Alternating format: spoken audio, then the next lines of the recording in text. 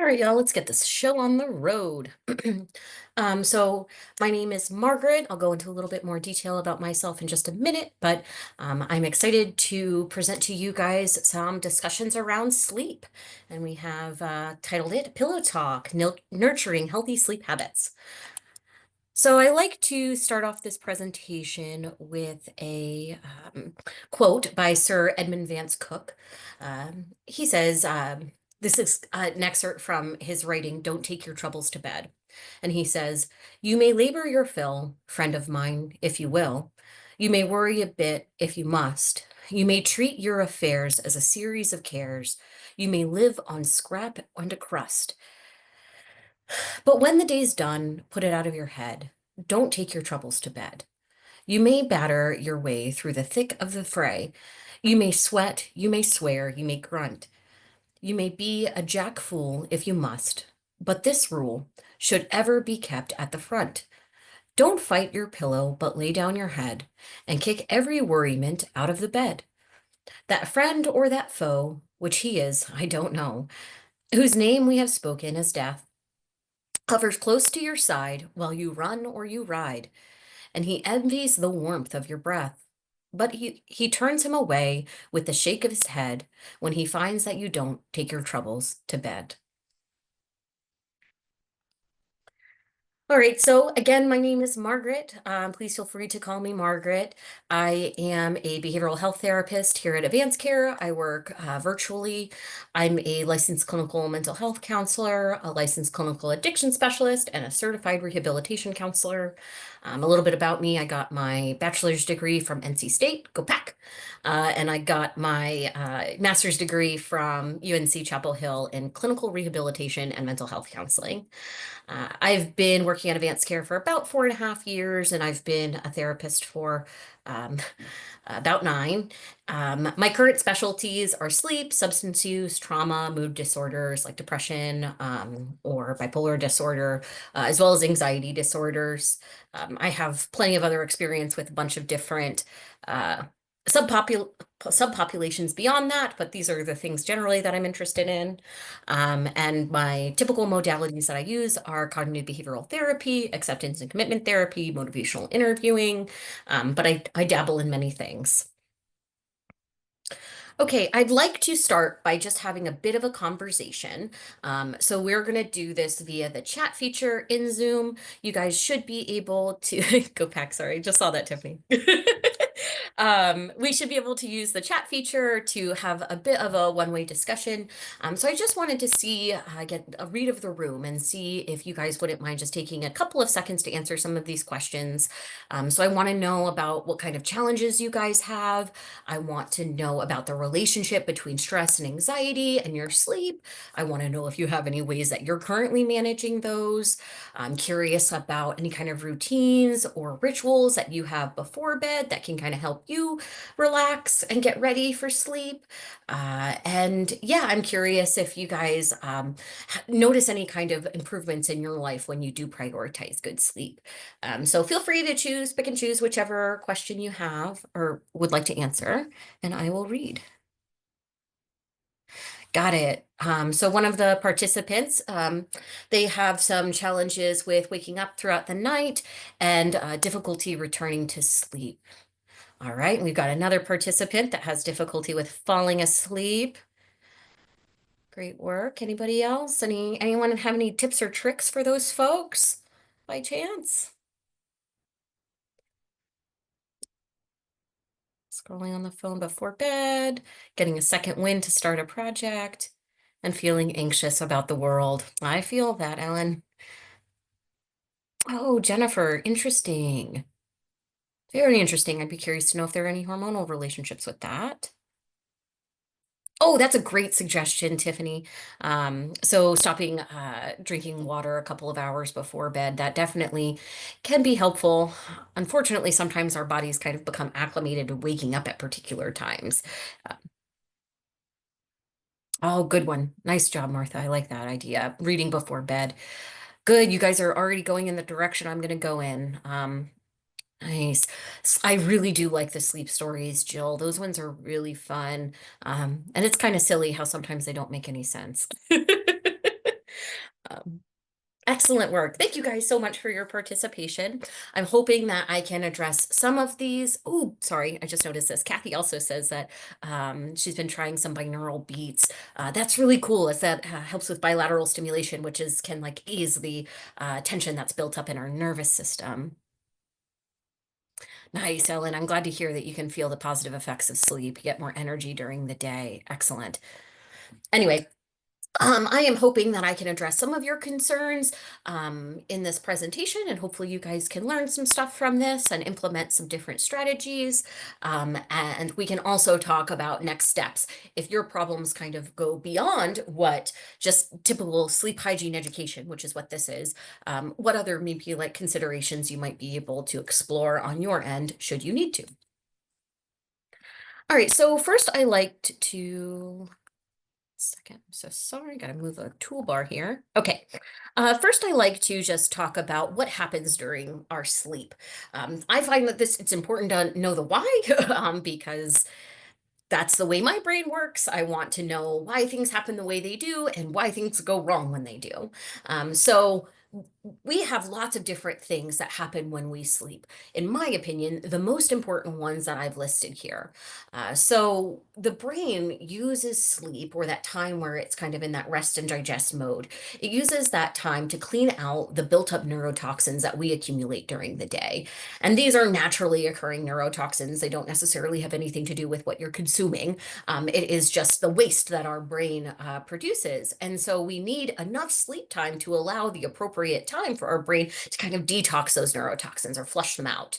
And so part of that process is related to the formation of long-term memories. So during sleep, our brain sort of deletes out the unnecessary memories, and it encodes the important memories from short-term memory into long-term memory. And that's a pretty complex system that I don't know the details of necessarily. But lastly, sleep is also important for our physical well-being. So especially if you're a person that exercises or has any kind of activity during the day, sleep is a time for our body to repair all of the micro tears that our body accumulates in our muscles.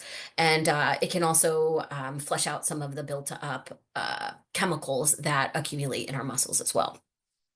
So if you're having trouble with sleeping and you notice your memory is not very good, maybe you have some brain fog, you're really sore around your body, this is why. And so to kind of highlight this a little bit further, right? Good sleep is so important to us as humans. I mean, it is a true biological need.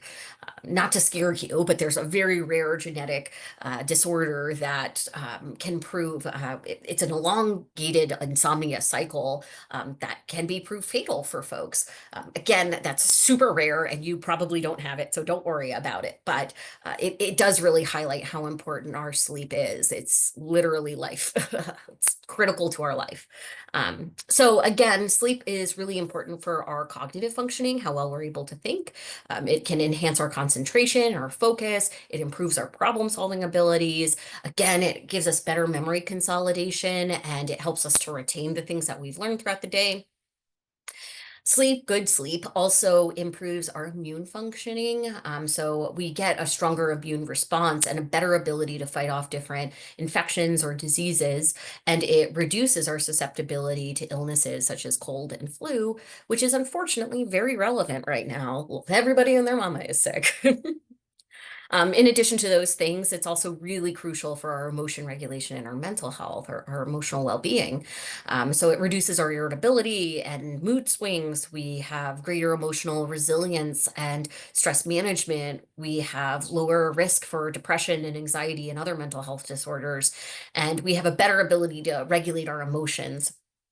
And when I say that, I mean we're able to kind of process our emotions and sort of ride them out as they get intense and they decrease in intensity. And of course, we have the physical health benefits, right? Good sleep reduces risk of obesity, diabetes, cardiovascular disease, other chronic conditions. It improves our metabolic health and our regulations of hormones related to our appetite and our metabolism. Again, it improves our muscle repair and it allows for opportunity for growth during our sleep. And we have just better cardiovascular health and a regulation of blood pressure. So another thing is regarding safety. So when we have good sleep, we are at reduced risk of accidents. We have, because of our improved alertness and our reaction time and improved judgment, that can lead to a lesser risk of accidents on the road, in the workplace, walking around the house if you're anything like me. And lastly, sleep is just helpful for our quality of life, right? We are able to enjoy our leisure activities more fully and our social interactions more fully, and just gives us a sense of satisfaction.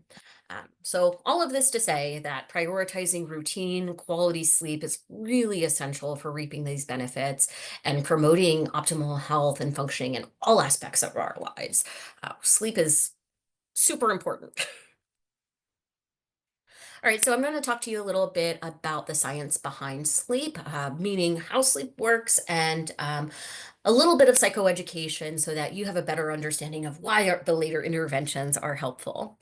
So sleep mainly consists of two main types. So we've got non-rapid eye movement, or NREM sleep, and then we have rapid eye movement sleep, or REM sleep. So REM sleep is characterized by rapid eye movements, obviously, but that's where we experience vivid dreams and muscle paralysis. And our sleep cycles typically last about 90 minutes, even though that is individualized, that's an average. And they typically consist of alternating stages between NREM and REM sleep. And so we have a few different internal systems that regulate sleep, but I find these two to be the most important. So we have the circadian rhythm that most of us have heard about, but this is our internal biological clock that regulates the timing of various physiological processes, including our sleep-wake cycles, which, yes, that means that there's more that our circadian rhythm does. It also times our hormonal secretions, body temperature fluctuations, lots of different things. An interesting fact about the circadian rhythm is it lasts more than 24 hours. So we can't just rely on our circadian rhythm to keep us in our routine. We have to structure our routine to kind of control the drift, the natural drift that the circadian rhythm has. The other really important process that I want you guys to know about is our homeostatic drive for sleep. And so this refers to our body's built up need for sleep that accumulates over time. And it's influenced by many factors like your wake, how long you're awake, your level of activity, your caffeine consumption, your naps. And these two systems interact to coordinate the timing and the duration of sleep that we get, sorry, to ensure that we get the rest that we need while also aligning with the natural rhythms of the day. And so when it comes to difficulty with falling asleep or staying asleep, sometimes it can be a circadian rhythm issue where, again, we kind of become habituated to like waking up or going to sleep at a certain time. But I find more often than not in the clients that I work with that typically it's associated with the homeostatic sleep drive. The way that we can conceptualize this is like blowing up a balloon.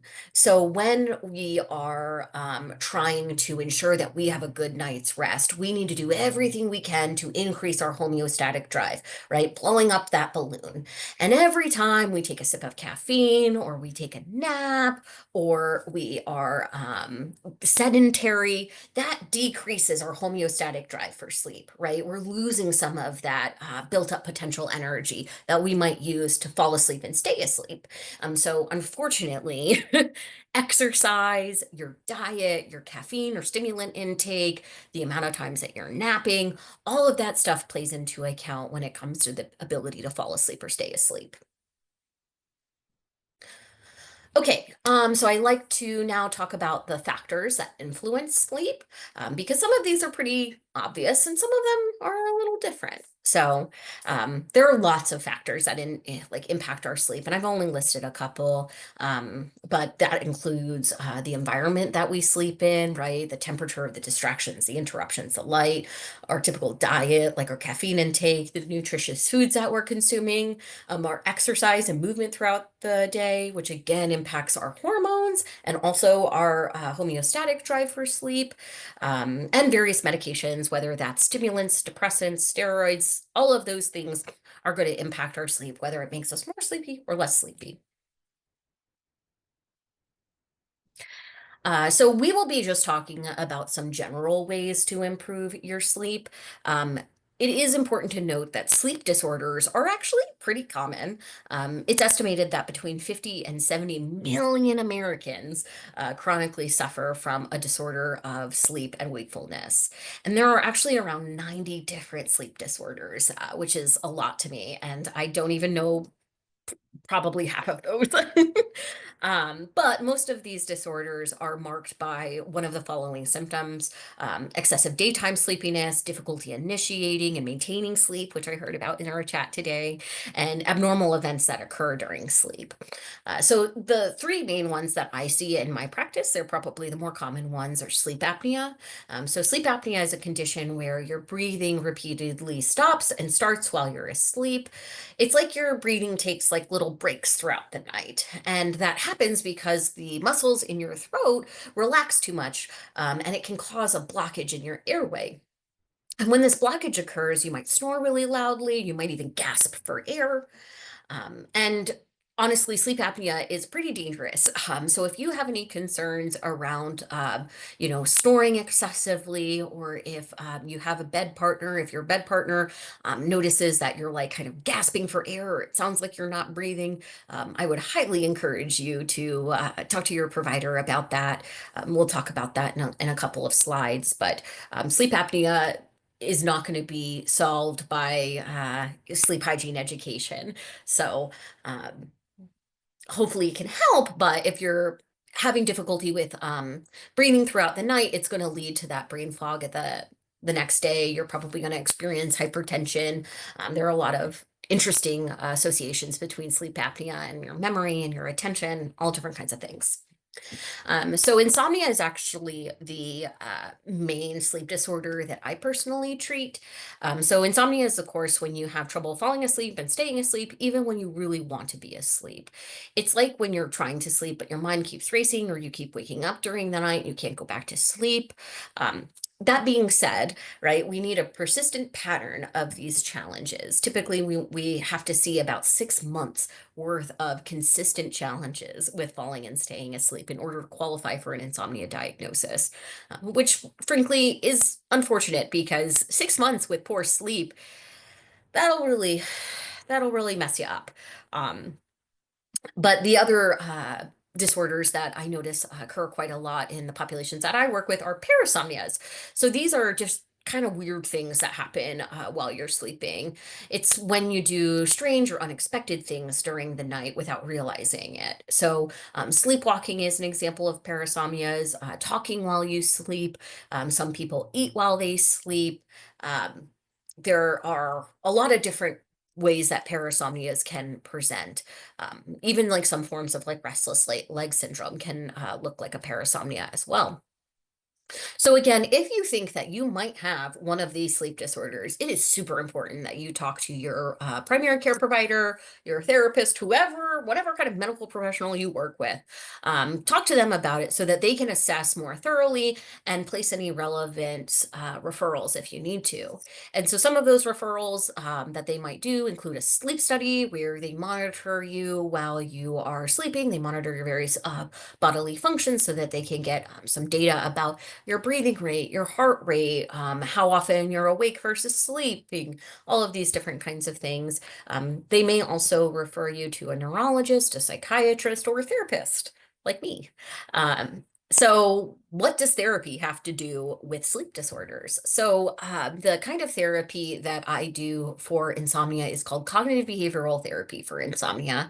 I am not the only person at Advanced Care trained with this. I have some other colleagues that do it as well. But essentially what this looks like is we collect some data about how much you're sleeping, and we start to implement a kind of a multifactorial approach into kind of trying to correct this issue. So what that looks like is we do this thing called sleep restriction training, where we look at how much your biological need for sleep is, and then we practice sort of compressing that time so that you are increasing your relationship, your conditioning between sleeping and being in the bed. And then as we're able to uh, obtain like a consistent level of sleep without waking up in the middle of the night or waking up too early, then we start to extend the sleep wake window until we get to the place where we're matching like what your body needs to sleep. And it's a little tricky because we all need different amounts for sleeping at different times of the year. So typically, I don't like to see anybody sleeping less than 5 to 6 hours a night. But even somebody like me in the wintertime right now, I need about 9 hours of sleep a night, which is probably unheard of to most people, but I get it in. And so we do that sleep restriction training. We also do different strategies to increase that conditioned response with bed when bed then sleep. We can also do some cognitive therapy, kind of more like traditional talk therapy, where we might address like the worries that you have about bedtime or kind of like maybe future tripping about what might happen if you're not getting enough sleep before. And we would introduce kind of some relaxation techniques and cognitive diffusion techniques where we get a little bit of distance from the thoughts. We start to implement some more traditional, like anxious coping skills to this application. So that's about a bit about CBTI. Not a lot of people know about it, so I like to talk about it. And if you think that you might have insomnia, I would highly encourage you to talk to your providers about it. And of course, you can take medications to correct some of this, but medications come with side effects, and CBTI does not have a ton of negatives. The biggest negative is that you're probably going to spend less time in bed and you might be grumpy for a couple days. So I highly encourage everyone to that might apply to it to consider looking into CBTI. Okay, so I just wanted to go over just a couple of small steps that you guys might be able to use in order to improve your sleep. So of course we have kind of some of the more typical stuff, and I try to include a little bit of extra information that's less discussed. But before I get started on this, I do want to just say, while I am recommending or suggesting some kind of medication like changes and environmental changes and things like that, before you start or stop any kind of medication, whether that's over the counter or prescription, I want to really stress the importance of talking to your prescriber about it. Even something like supplements can sometimes have interactions with some of your other medications. So it's really important to have somebody that's familiar with your case look over everything and provide additional feedback about the safety of this stuff.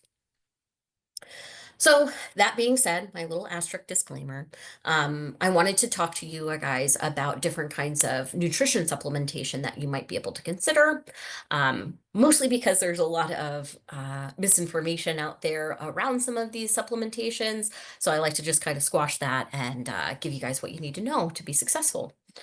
So the most common supplement that's recommended is melatonin.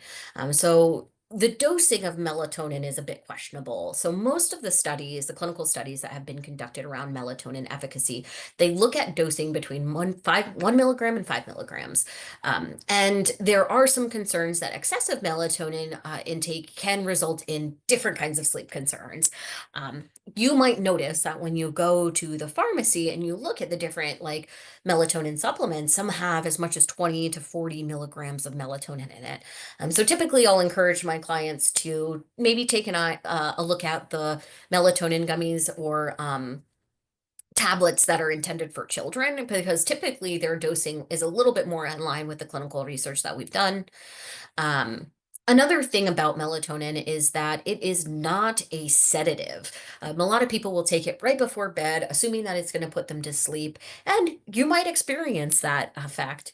Unfortunately, if you do, it probably is placebo effect, meaning that it's more in your brain than it is in the biology. So melatonin is a naturally occurring hormone that happens in our body, and it typically peaks. Our hormonal production of melatonin peaks around 12 hours after we wake up. So that's typically when I encourage my clients to take their melatonin. We want to sort of amplify our body's existing networks, right? Or its existing functions, and just trying to like support it to improve the functioning a bit more. The danger with like taking it a bit later is you are delaying the all of the kind of cascade effects of taking melatonin. So melatonin itself doesn't make you sleepy, but it starts to like jumpstart different cycles in our body that creates the sleepiness several hours later. So for some people, taking melatonin right before bed can actually be a bit activating and delay that sleep onset. Another supplement that I want to talk to you guys about is magnesium glycinate. It is important to note that I am not talking about magnesium citrate. That is, of course, what they give you prior to a colonoscopy, and that will absolutely interrupt your ability to fall asleep and stay asleep. But magnesium glycate is a supplement that can be helpful. It can support better sleep through the increase in availability of a neurotransmitter called GABA, GABA. And so a fun fact is that magnesium is actually best absorbed transdermally or through your skin. So I encourage folks to consider looking for different lotions that have magnesium in it, or using Epsom salt in your bath. Epsom salt is also magnesium glycinate. I actually recently just bought a body wash by Dr. Teal's that has Epsom salt in it as well. So there's lots of different products that you can get at the pharmacy that have that right magnesium, the magnesium glycate, not citrate, in it, and that can be a helpful thing to induce sleep. There are even people out there, and myself included, that do actually get that sedative sort of effect from ingesting magnesium glycinate.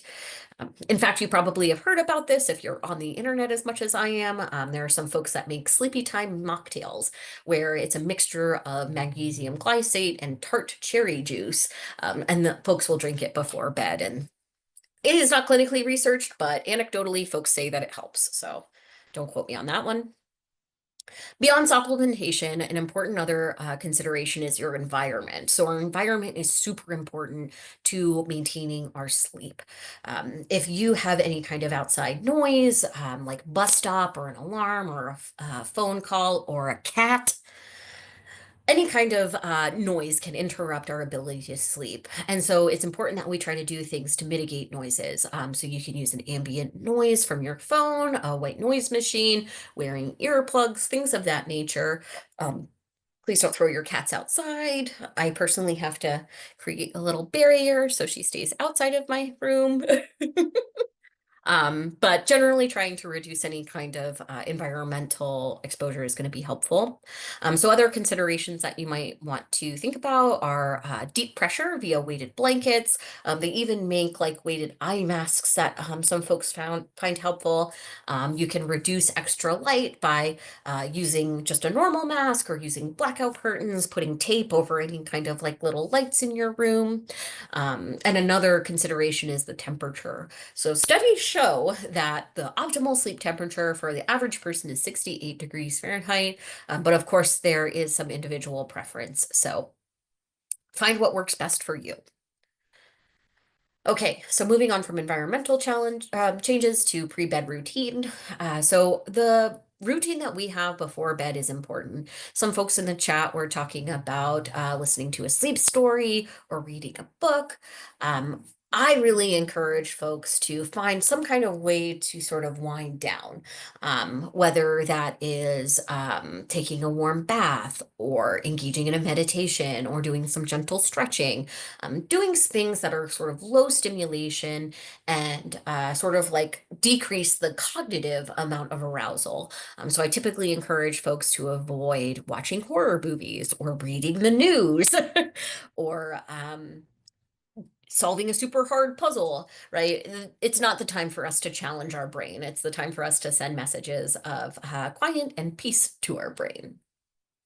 And so, to address one of the concerns in the chat around having a really busy brain before bed, one thing that I like to do is encourage folks to schedule worry time during the day. not in your pre-bed routine, several hours before your pre-bed routine.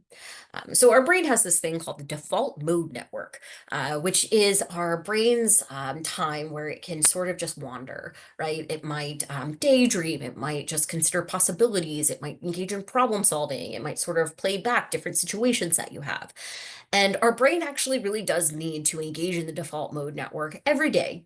And unfortunately, for a lot of people, when they're laying down to go to bed, that's one of the few times in their lives that they're not really experiencing much stimulation. So their brain starts to say, hello, we still need to do the default brain network thing. So why don't we do it now?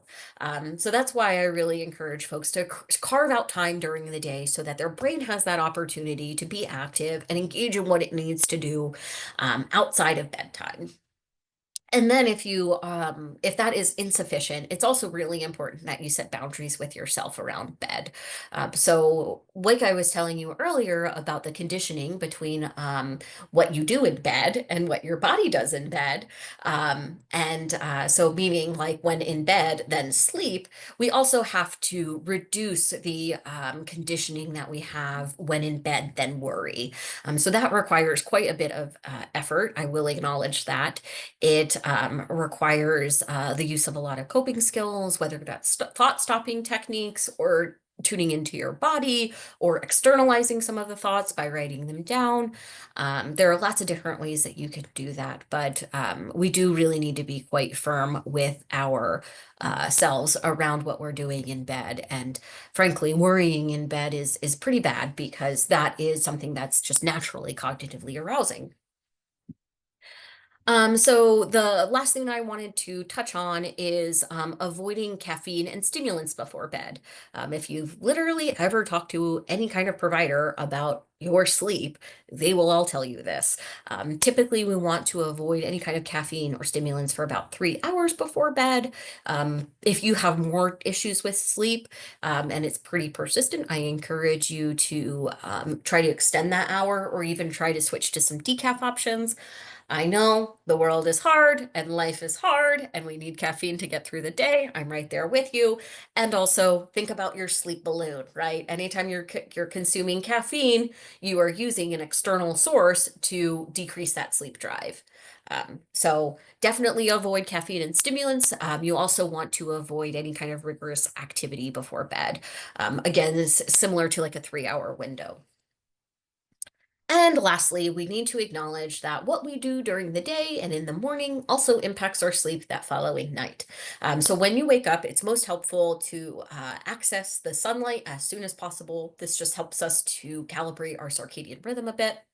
It's also important to avoid spending extra time in bed, whether that's in the morning or at night. So, whether it's cuddling or doom scrolling or whatever you're doing, just try to find somewhere else to do that. It can literally be in your bedroom, in the chair in your bedroom. It can be in your literally anywhere else. But I really encourage folks to be mindful of their boundaries around what they're doing in bed. Lastly, drinking plenty of water, or not quite lastly, apologies. Drinking plenty of water throughout the day is pretty important too. So as the chat mentioned, right, sometimes we have difficulty with needing to urinate throughout the night. And if we're adequately hydrated throughout the day and we stop drinking water at a particular time at night, we're able to control that a little bit better. Plus, water is super important for like many of our body's functions. So you really can't go wrong with drinking plenty of water. And again, I just want to stress the importance of really trying to avoid napping. As tired as you are throughout the day, I really encourage you to consider like how that might impact your ability to fall asleep later. In reality, if we're able to just kind of like push through and get to bed at an earlier time, we can really correct a lot of the difficulties with falling asleep and staying asleep.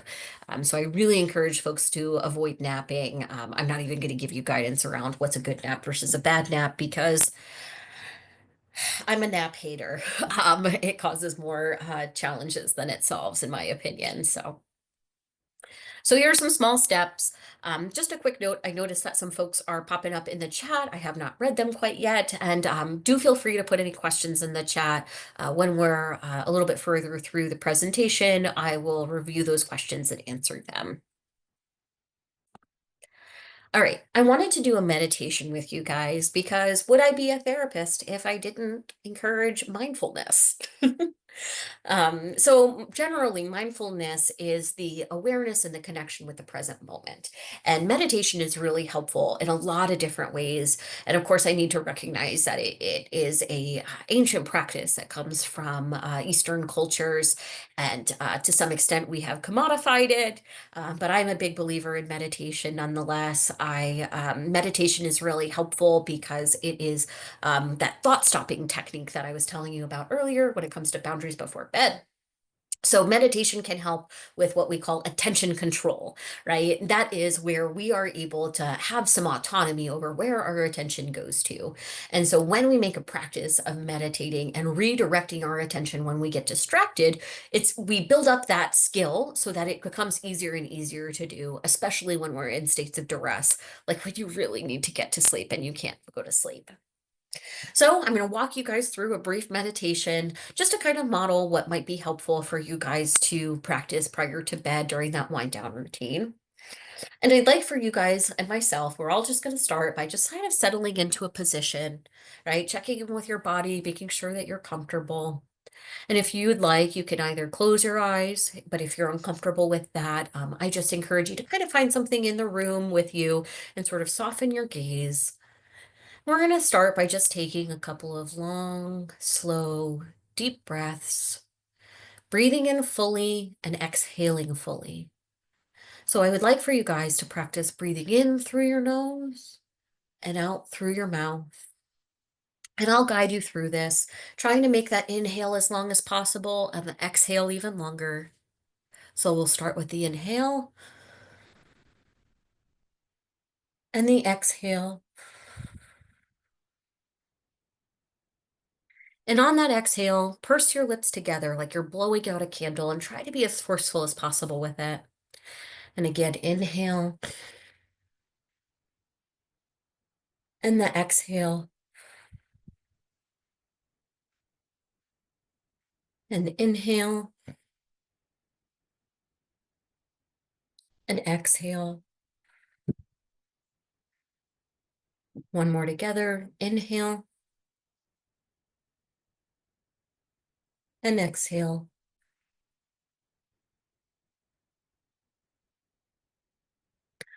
Now allow your breath to return to its own natural rhythm. And I want you to practice bringing your full attention to noticing each in-breath as it enters through your nostrils, as it travels down into your lungs, and it causes your belly to expand. And notice each out-breath as your belly contracts and air moves through your lungs and back up through your nostrils or your mouth.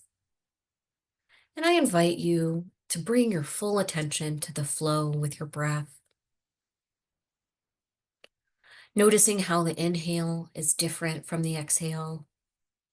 You may experience the air as cool as it enters through your nose and warm as you exhale. And as you turn more deeply inward, begin to let go of the noises around you. If you're distracted by the sounds in your room, simply notice them and bring your intention back to your breath. Simply breathe as you breathe, not striving to change anything about your breath, not trying to control your breath in any way, just practicing observing and accepting your experience in this moment, working to suspend any judgment, paying attention to each inhale and each exhale.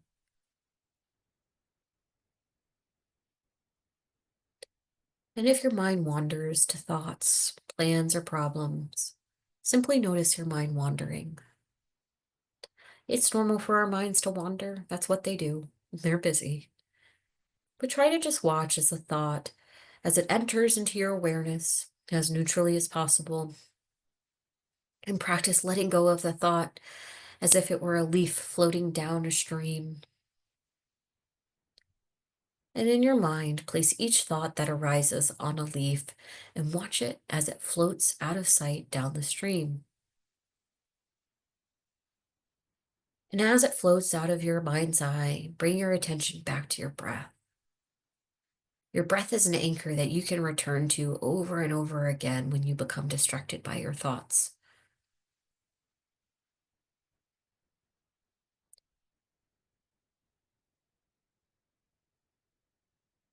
Notice when your mind has wandered.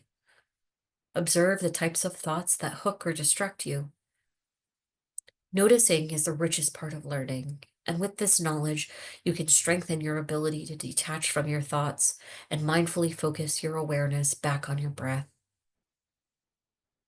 Practicing coming home to the breath with your full attention, watching the gentle rise of your stomach on the in-breath and the relaxing, letting go on the out-breath. Allow yourself to be completely with your breath as it flows in and out.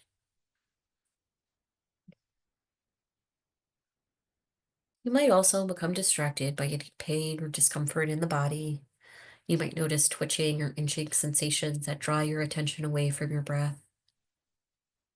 You may also notice feelings that arise, maybe sadness or happiness, frustration or contentment. Acknowledge whatever comes up, including whatever thoughts or stories about your experience. Simply notice where your mind went without judging it, without pushing it away or clinging to it or wishing it were different. Simply refocus your mind and guide your attention back to your breath.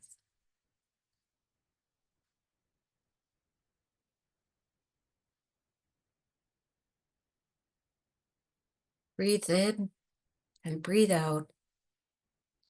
Follow the air all the way in, all the way out. Mindfully be present moment by moment with your breath. And if your mind wanders away from your breath, just notice it without judging it. Be it a thought, an emotion, a sensation, whatever it is that hooks your attention, gently guide your awareness back to your breathing.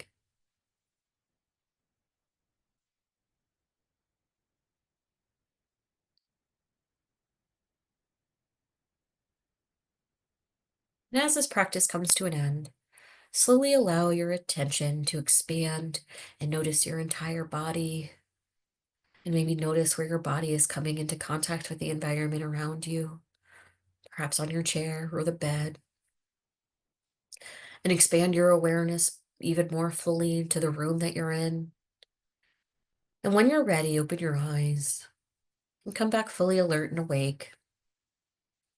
And know that the breath is always with you as a refocusing tool to bring you back to the present moment. Set your intention to use this practice throughout your day or before bed to help cultivate and strengthen your attention. Excellent. I wish I could see you guys, but I hope that went well for you. This is one of my favorite meditations. Uh, and if you like the idea of the leaf on the stream or the hooking and releasing of the thought, just so you know, that's called cognitive diffusion. And it is a component of acceptance and commitment therapy. And you can find a bunch of different meditations on YouTube or Calm or Insight Timer or whatever platform you use. You can search for cognitive diffusion meditations or acceptance commitment act meditations. They're my favorite, so I hope you enjoyed. Okay, before we do the commitment, I want to address the chat, so I'm going to open it back. Okay, let's see.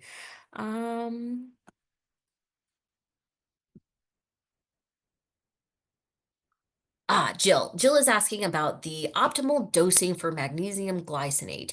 That is a great question that I don't have on hand. I will see if I can perhaps find an article about that and hopefully send it to you guys with the closing information for our follow-up email. But I will circle back to that, Jill. Kathy asks if light therapy can help. Absolutely, especially if you have issues with your circadian rhythm, and especially if it's in the winter time or if you live in an area that gets less access to sunlight. Light therapy is absolutely helpful. Typically, my like psychiatrists I work with will recommend folks to sit in front of their light panel for 30 to 60 minutes a day. But yes, absolutely, light therapy is evidence-based. That's a great suggestion. See what else we've got. Okay, Tiffany Fitz asked about breathing exercises. So yes, that is a good question. What we just did with the mindfulness of breath is an example of that.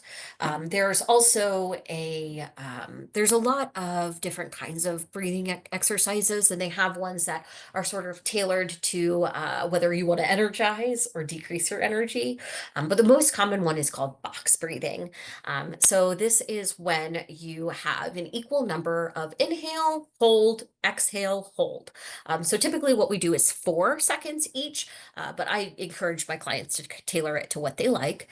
So you inhale for 4 seconds, hold for 4 seconds, exhale for four, hold for four, inhale for, hold for, exhale for, hold for. And if you want to kick it up a notch, I apologize. I don't actually have a square on me, so you guys are going to see this. It's a handout about substance use, so don't worry about any kind of protected information. But if you want to take box breathing up a notch, if you can find some kind of actual square to trace with your hands, whether it's on your computer or a physical piece of paper, if you practice kind of drawing your hand around the corner of the square, you can increase the efficacy of that breathing. It engages this thing called bilateral stimulation.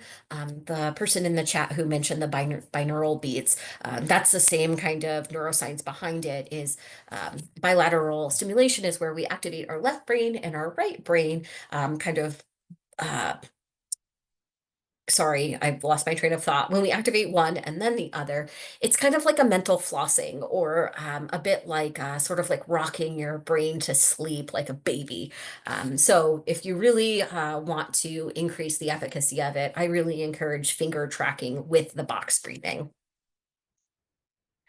Okay, Diane asks, please address what to do if your muscles hurt during the night when they did not hurt before the bed. I feel I should get up and stretch. That's a really interesting um, challenge, Diane. I would, I would recommend you talk to your provider about that. I'm not exactly sure what causes that. It could be like a buildup of lactic acid in your muscles. It could be some kind of parasomnia. Um, but chronic pain and sleep is something that is really difficult for folks. I work with lots of folks that experience chronic pain, and I hear a lot about how pain can impact your sleep. Because obviously, if your body is uncomfortable, you're not going anywhere. So, I would encourage you to talk to your provider, just make sure nothing else is going on. There are also some really interesting meditations around that. Sorry. There's particular types of meditations called somatic tracking, SOMATIC. I found quite a few really good ones on the Insight Timer app. And I use somatic tracking with my folks that experience pain. So that is an option if it is not caused by any kind of like if there's not any actual like danger associated, like if it's not indicative of a larger problem, and if it's just like your body is feeling uncomfortable, that's something you can consider.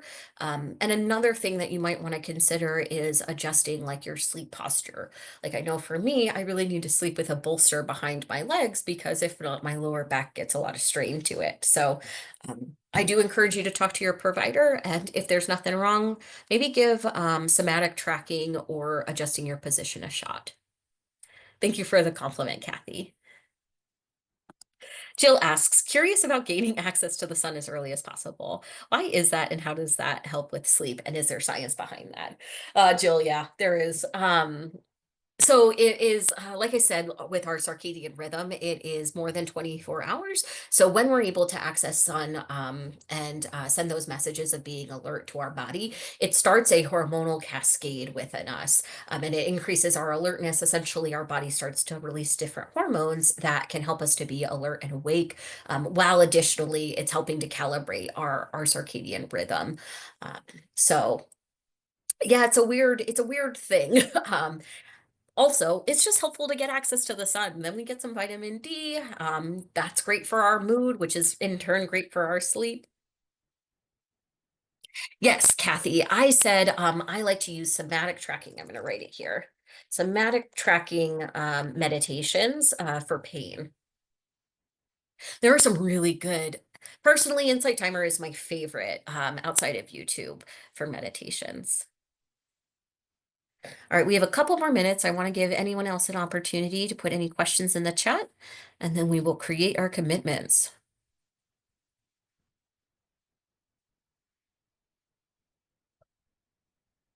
Where do I practice at? I practice at Advanced Care. So I'm a virtual therapist. I live in North Carolina and I'm licensed in North Carolina and South Carolina. So I see patients from both states, wherever you are and wherever I am. And I have some information on the next slide about that. You're welcome. Thank you. Jennifer asks, can sleep get harder as we age, baby women in particular? Yes. So, like I said, with the hormonal fluctuations, us as women, men too, I'm sure, but us as women, we definitely our hormonal changes as we age impact our sleep, and also our need for sleep changes as we age. So you might notice that children sleep a bunch. And as we get older, we need less and less sleep. But we do reach a certain point in our lives where our bodies need a little bit more time to flush out those neurotoxins and rebuild our muscles. So then our need for sleep again goes to um, it increases. Oh, yes, Kathy. The EFT technique or tapping, for those that don't know, there's a particular type of pattern to tapping on your head and in your body. And there's like some mantras essentially that you repeat with it. I find EFT to be really helpful for folks that have dissociative reactions, but I find it to be really helpful for stress management as well. Great suggestion. And you can find that stuff on the internet. You don't necessarily need a provider to teach you about it. The first person to teach me about it was a physical therapist, which was interesting. All right, y'all, thank you so much. I was just wondering if you wouldn't mind sharing with me in the chat, perhaps some things that you think you might try or change to see if it might help with your sleep. Does anyone have any ideas of where they might start in terms of a commitment? Meditation. Thanks, Tiffany. I agree. Great work. Wind down time before bed. Perfect. I'm glad I sold you on that one.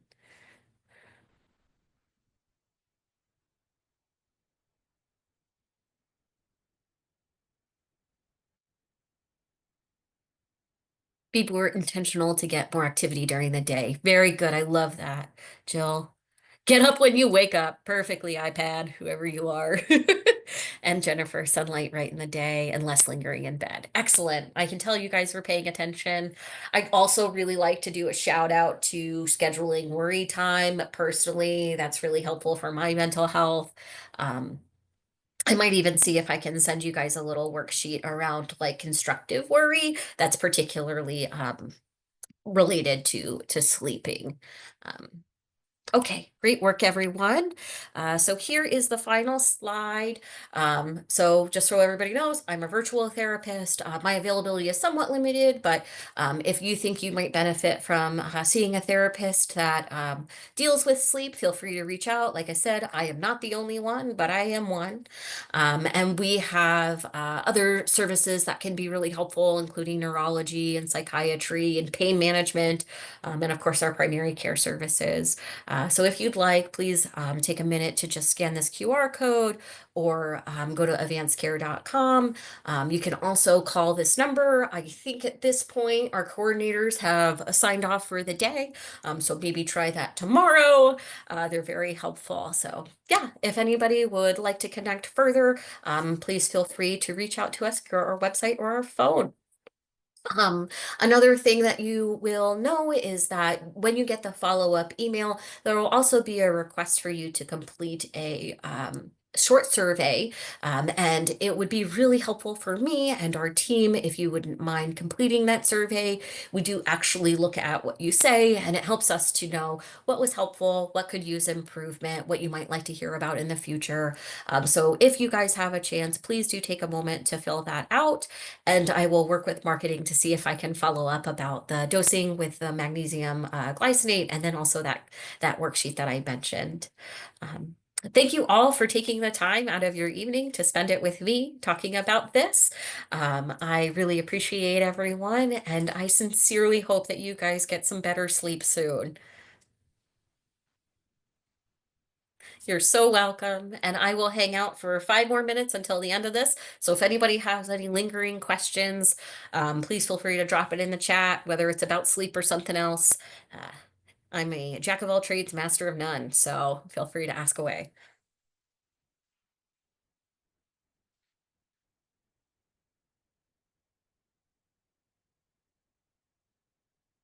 Jennifer, so both.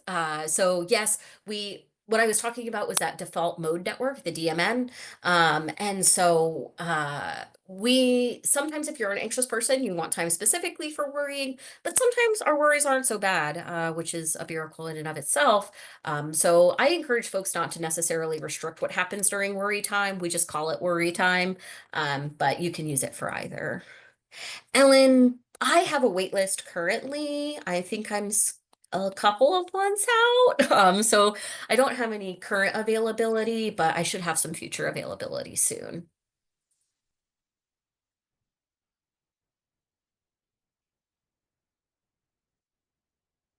Thank you guys. I really appreciate it. I appreciate all of the responses and the things in the chat.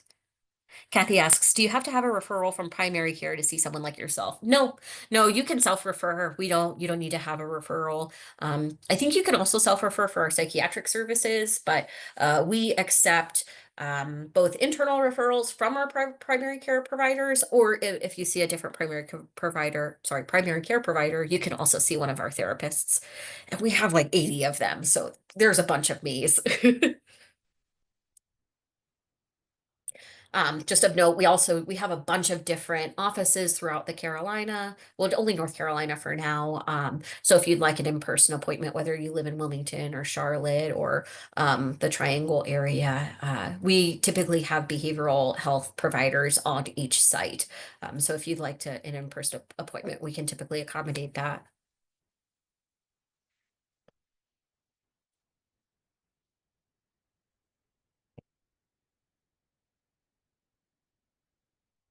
Thank you, Kathy. I think we're going to be doing them every month, and I'm not sure what the presentation next month is on.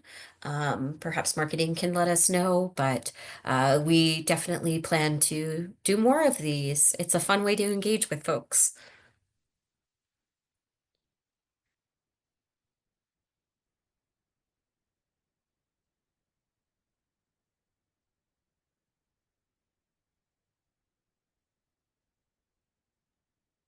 Margaret, I'll pop off mute for just a second. Next Okay. month's will be on disordered and emotional eating, and that'll be on March 13th from 5 to 6 p.m. I'll put that in the chat as well. Thank you. That one sounds interesting. I think I might want to go there. Sure, one of my amazing colleagues is doing that.